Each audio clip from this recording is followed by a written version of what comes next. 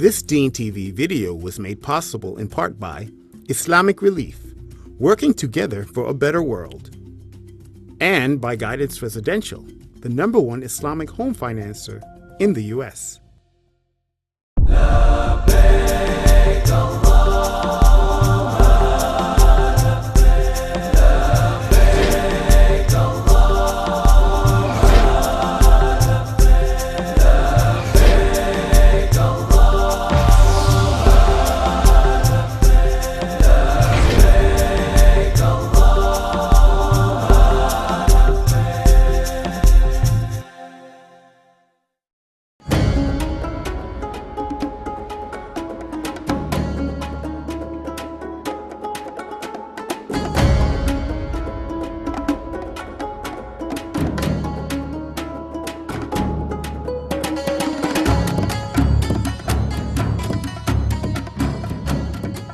Our group was amazing. There's so many interesting stories, from our group leader to our religious guide.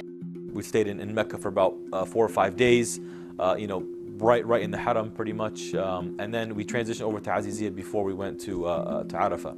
And that was sort of a blessing in disguise, just to be able to relax and sort of get ready mentally and physically for the arduous trip of the day of Arafah. I was a little bit wary about having to go to Aziziyah. I thought that I would have much rather have stayed in or next to the Haram, being able to access the Haram.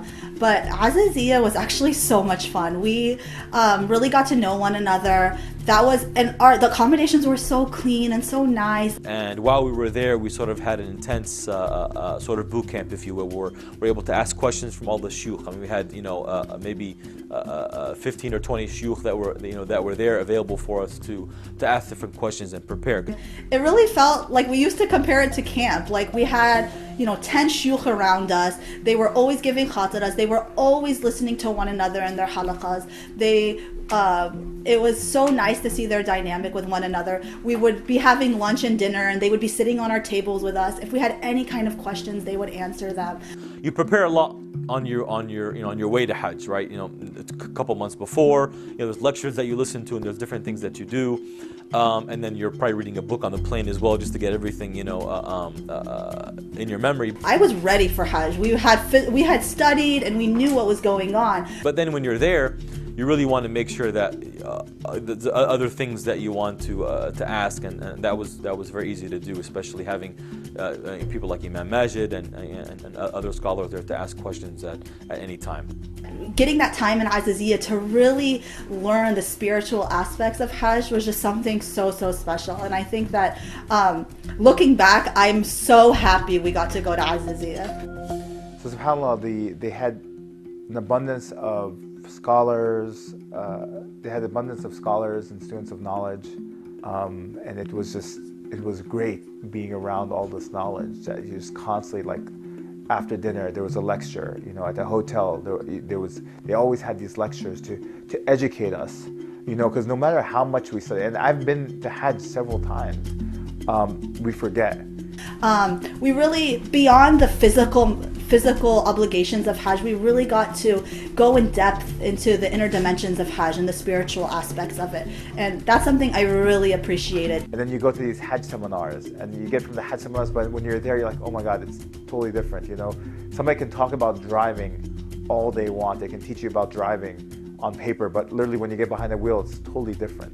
And this is us behind the wheel, and the sheikhs were guiding us through. So every day they say, okay, tomorrow this is what we're going to encounter, this is what we're going to be. These are some maybe du'as that you should make. So it was great to have these people behind us. And then, our trip afterward going to Mina. When you hear about Mina, it's this tent city, and sometimes you get worried that, where am I going to sleep, or I'm going to be with other people in a tent. There's going to be very public bathrooms, right? But Dar es Salaam really did a great job. I mean, the bathrooms were very clean. They had somebody there that would essentially clean up very quickly if need be. Most people say, well, Mina is more the boring time because you just completed your Hajj and you're there, you throw your jamarat, and then you just have hours to kill. But Dar es Salaam always had activities. It was a very live camp. They had, for certain groups, they had the VIP tent, which had lectures going on. And if you even go to other groups, like, you'll find the imam giving a lecture after a salah. They always had food ready there, drinks. The tent accommodations were pretty good from that perspective in terms of comfort. I mean, it's very hot as well, right? So you have AC units coming down, and it's nice when they have extra things like fans and cold water just to make your experience here a little bit more comfortable. Even when we were in Mina, they always figured out a way for the women's tent to be included in all of the lectures and all of the salahs. As women, sometimes it's difficult because you feel kind of left out because most of the shuyukh are men. But alhamdulillah, we had a really knowledgeable sister that was hired by Dar es Salaam to accompany the sisters. And we really, if anybody had any questions, we could go to her. And if anybody, and she would give women-only lectures, which was really, really nice. And it was nice to see that. There was comfort, there was space. You had places to put your bags. You had rest areas, just areas where you could convene and talk to your friends. Before I had gone to Hajj, I had always heard that was something that women missed and that they felt kind of left out, or when they were in Mina, it was really just sleeping and doing their own dhikr and reading Quran, but we really got to engage with one another, and that was something very special. So actually, Mina for us was a great time because we got to really hang out with people, and then like hearing the beautiful lectures and the reminders. You almost leave there with absorbing all this knowledge, subhanAllah. But throughout the entire trip, I think the most spiritual aspect for me was walking from the tents of Mina on the second day of Jamarat.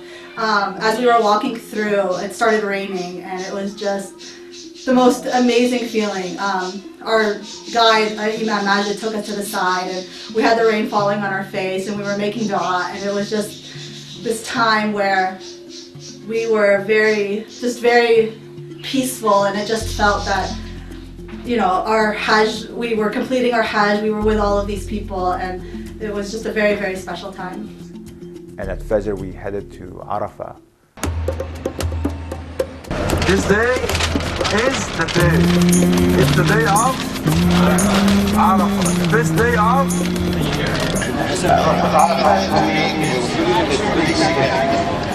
It was a little different this year. It was very peaceful. It wasn't like in the past. And I think this is just going with Dar es Salaam.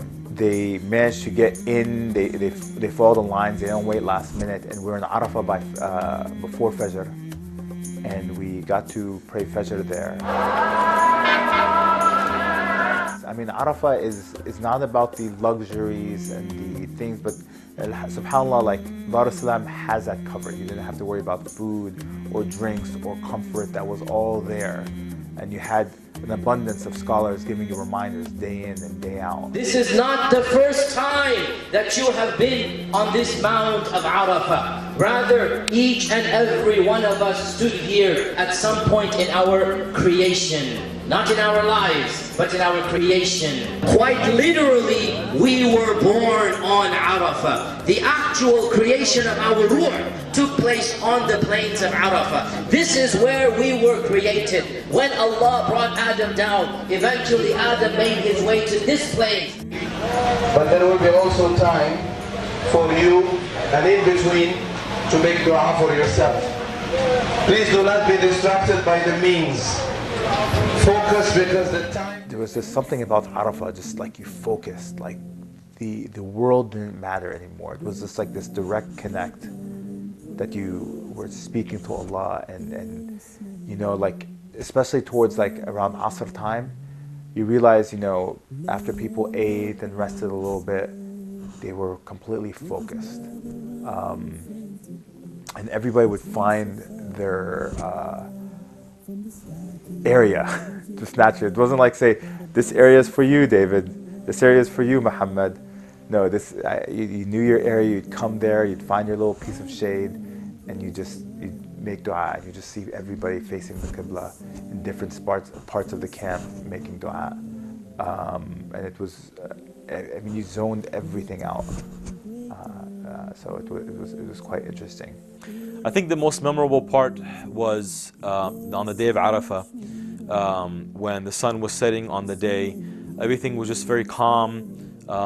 People were making very intense dua, and it was just a very, sort of peaceful time. And it was a very hot day that day, subhanAllah. And what was really unique is as the sun was setting, the heat became less and less, subhanAllah. And it was really probably the most memorable time, just thinking back and seeing the sun setting, and seeing everybody facing towards the Qibla, making dua, really sort of affected me, in that regard. Conviction in our hearts, crying out to the heavens on the plains of Arafah, standing proud beside my brother, silent at Muzdalifah.